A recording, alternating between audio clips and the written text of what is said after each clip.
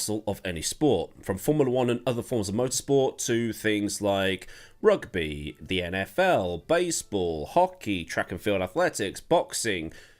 The list goes on. Mercedes, Red Bull, Williams, McLaren, Lotus and Ferrari are the go-to names for dominance in Formula 1. Elsewhere, you've got Vauxhall in the BTCC, especially when it was pretty much the Vauxhall Cup. You got 888 in V8 supercars, the Sebastians, Loeb and Ogier in rally. And then for the other sports, there's Stephen Hendry in snooker, the New England Patriots in the NFL, Manchester City currently in football, and whoever is the most dominant MMA fightist here. But in the early 1980s, a new category of motorsport emerged on the scene, and a company built a car so good that everybody wanted one. That company was Porsche, and the car was the 956. Group C Endurance had arrived. This category was designed to replace the Group 5 special production cars and also the Group 6 two-seat racing cars. The TLDR of those two categories is that Group 5 was closed-top GT-style cars like the Porsche 935, while Group 6 was open-top prototypes based off sports cars. What Group C intended to do was take the GTP category that had been introduced in the 1970s and sort of take it a stage or two further, and GTP was a class restricted by fuel consumption rather than engine capacity. The goal here being, it meant manufacturers could use their signature engines, if you want to call them that, and only have to worry about how much fuel that thing is guzzling. The basic rules regarding Group C are on your screen. Cars had a minimum weight of 800 kilos and a maximum fuel tank size of 100 litres. And yes, I'm using metric for this. And since races in the World Sports Car Championship were 1,000-kilometre races from 1982, well, Le Mans accepted, obviously, it meant that cars had 600 litres per 100 kilometres that they could use. This was done because manufacturers, particularly for Le Mans, were putting a lot of research and development into sheer engine power, given that Le Mans had super long straights. And people like Porsche and Lancia had been cranking up the turbochargers for unlimited power. I mean, not actually unlimited power, but it must have felt that way. Unlimited power. So with these new regulations, it meant that a non-turbocharged engine could compete with a turbocharged one, and it sort of leads back to the whole use your signature engine thing, which is great, because variety is the spice of life and all of that stuff. But at the time, endurance purists didn't particularly take to these new rules. They thought fuel economy runs weren't racing, and it kind of defeated the point of things, especially when these cars were going to have to go easy in the opening stages to save fuel. But it was mainly to do with what I've just mentioned. Equal the playing field and make it so the turbos were disadvantaged enough that the manufacturers using them had to turn them down, just to make sure they finished. Because that's the other thing about this era. We're in the 80s. Racing was about to go turbo crazy. So for Porsche, these new rules meant that the 917 and the 935 were now redundant. Both cars had been successful and immensely powerful cars in certain settings. The 917 being probably the most powerful racing car ever created when it went to Can-Am in the early 70s and destroyed everything.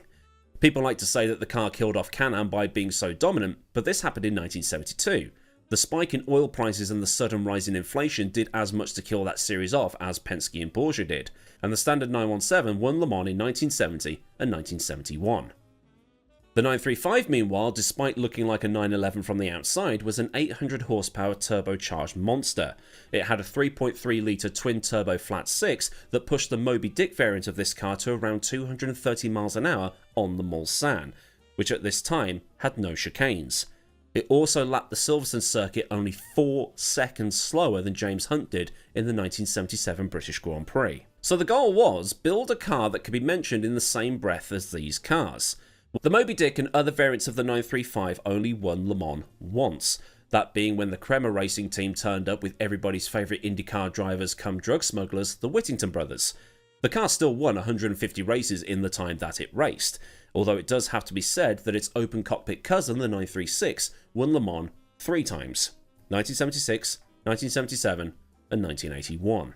Porsche was so committed to this project and making it the best it could ever be that the project was put together in secret. There was no internet, no social media, so probably much easier to do in 1981 than it would be today. Porsche's Norbert Singer worked on this project with his team at the Weissach Development Center and the Center of Excellence.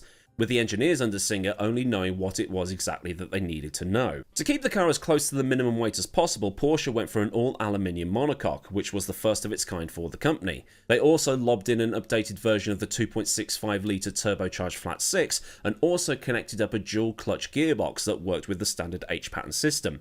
The same gearbox that Richard Hammond had trouble with on Top Gear that one time. Doppelkupplungsgetriebe, or whatever it was. Getriebe, Doppelkupplungs... dual-clutch gearbox. Natürlich Handnassiest ist det unter einem Wasserfall, and so on. Now usually with these sorts of videos where I do a deep dive on a specific car from motorsport history, I do a segment where I go, and it sounds a bit like this, and I sit in the rig over there and I drive the car around a little bit in Assetto Corsa so you can hear it and see it and get an idea of how it would have looked on track, because that's better than using actual footage and getting a copyright strike for it. But unfortunately, there isn't a native 956 available for Assetto Corsa, and any mod ones I can find are either behind a Patreon paywall or just obvious rips from somewhere else. Well, I mean, Assetto Corsa and ripping what's new there, so unfortunately, I can't do that segment. My disappointment is immeasurable, and my day is ruined. The car would debut at the 1982 6 Hours of Silverstone, and Porsche won its category. Group 6 was still in use at this point, so the overall race win was a Lancia LC1 driven by Michele Alboreto and Riccardo Patrese. The entry list had Group 6 cars grandfathered in, but at Le Mans it was going to be Group C as the top category. 33 of them were entered. And the 956 was the car that turned all the heads. It was a ground effect sports prototype in iconic blue and white Rothmans colours. Now, I am a bit confused about the ground effect thing, so this must have just been an early Group C thing. That's because the rules talk about flat floors, but the first 956 was a ground effect car. So whether the rules regarding ground effect were a lot more lax at this time, or they still had a way of doing it with restricted tunnels, I can't find that out. It's been hard to find a year-on-year regulation change list, but this car was ground effect, and it produced a stupid amount of downforce for what it was, for the time it was being used. And when you've got a car making a statement like this one, you need two drivers that are going to get the job done, and then some. So why not hire, I don't know, Jackie Ickx and Derek Bell. Ickx and Bell's car was on pole, and then it just naffed off into the distance. The car was slower in a straight line than what Ickx had been using the previous year, but it handled so much better, so all the time was made up in the corners. The 956s would lock out the podium, with the winning car taking the win by 3 full laps. And for today's Anorak fact, Tim, 1982 is the last time that a 2-driver crew won at Le Mans. 1983 onwards, it would be 3-driver teams that would win. For 1983, no regulation changes that I can find had been made to the category, and Porsche had opened up the customer program so other teams could buy a 956 if they so wished. Because of the still high cost of entry into Group C Junior was created to allow smaller teams a way into the World Sports Car Championship, while still having the full Monty for those that could afford it. At this same time, Porsche had taken a 1.5-litre turbocharged P01 engine intended for use in Formula 1 and then strapped it inside a 956 and hoofed it around a track for a bit. This engine was then badged as a TAG, that in itself standing for Technology Avant-Garde, and then popped inside a McLaren Formula 1 car. It wasn't the most powerful, but the following year in 1984, the McLarens of Prost and Lauda became the most successful drivers in F1 history at that time, because that was the most dominant season on record in Formula 1 until this year, obviously. That season being the famous half-point season, which I need to look at in the future. One thing to note about the customer 956s is that they were built ever so slightly differently to the factory ones.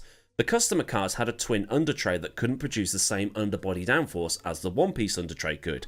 So customer teams would often be found putting a front wing type device on the front of the car to help with cornering, something the factory 956s didn't need. The 1983 car was also lighter by around 20 kilos and had new suspension and electronics, the electronics developed by Bosch to help with the fuel economy, and the factory effort was stacked.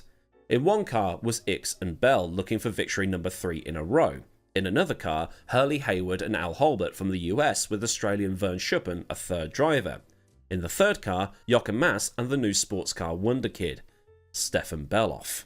Porsche sold 12 of these customer cars costing around £160,000 each, that is in 1983 money. One of these customers was the Kremer team, and behind the wheel was Mario Andretti and his son Michael. Actually, pretty much everybody in the 956 that year was a name driver or someone who went on to have success somewhere else. You've got the factory drivers already named. Then you've got the Andrettis, Philip Alliot, Guy Edwards, Klaus Ludwig, Stefan Johansson, Bob Wallach, Desiree Wilson, Jonathan Palmer, Jan Lammers and Jean-Louis Schlesser, just to name the ones you might have heard of. The ending to the 1983 24 Hours of Le Mans wasn't as clear-cut as the previous year. With just over an hour remaining, Schuppen came into the pits with his door missing, and this had a knock-on effect of messing about with the cooling system. The engine got hot, and he had to pit, so they swapped the drivers over with Hulbert going out, and he had to drive down the Mulsanne one-handed, holding the door shut.